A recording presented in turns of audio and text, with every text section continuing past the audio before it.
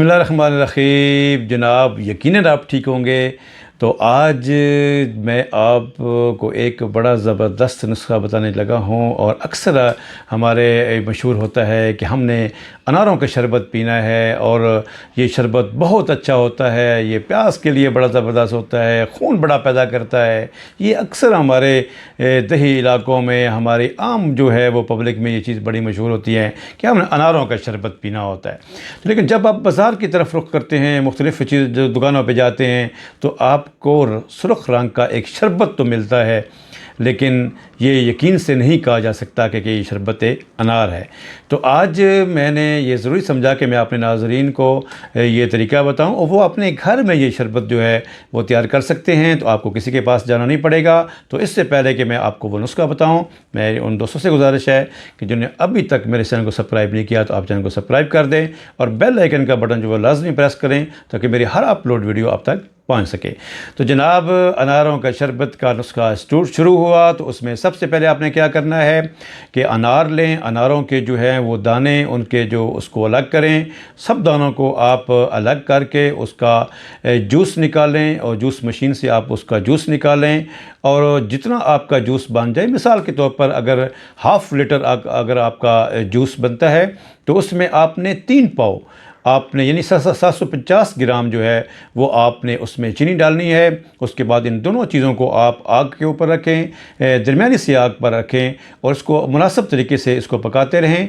और इसमें तकरीबन 1 तोला के करीब आप सब्ज़ इलायची जो है उसके दाने जो हैं वो बारीक पीस लें। और जब आप इसको उबलना शुरू हो जाए तो वो सब्ज़ इलायची के जो दाने हैं वो इसमें आप डाल दें और इस तरीके से आप बॉयल करते जाएं।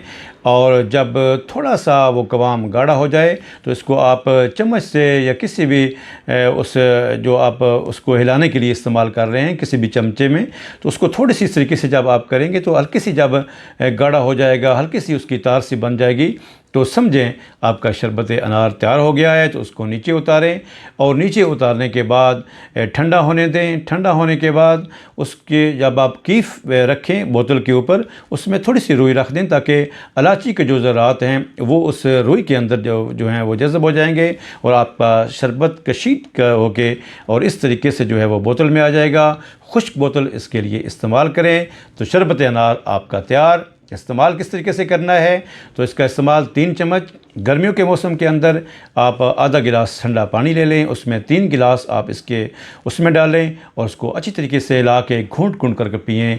तो ये वो शरबत अनार है जो सही है, जो आपको फ़ायदा देगा।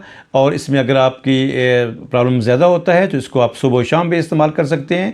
और दूध में भी आप इस तरीके से चीनी ना डालें दूध में, उसमें आप 2 या 3 चम्मच जो हैं वो शरबत अनार के डाल लें तो आपका दूध भी आप अच्छे तरीके से पी लेंगे, उसका जायका भी अच्छे तरीके से जो है वो आपको महसूस होगा। और इसके फ़ायदे क्या हैं, ये मैदे के लिए ज़बरदस्त है और ख़ून की कमी को जो है दूर करता है, खून पैदा करता है। और अक्सर लोग ये शिकायत करते हैं कि मेरे मैदे के अंदर गर्मी है, जलन महसूस होती है, तो उसके लिए भी अनार ज़बरदस्त है।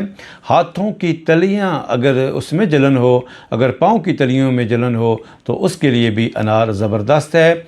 भूख को बढ़ाता है और यकीन जानिए कि ऐसा ज़बरदस्त है कि दिल को भी ताकत देता है, जिगर को भी ताकत देता है और आम जिस्मानी कमज़ोरी को भी ख़त्म करता है। तो शरबत अनार आपके सामने तैयार।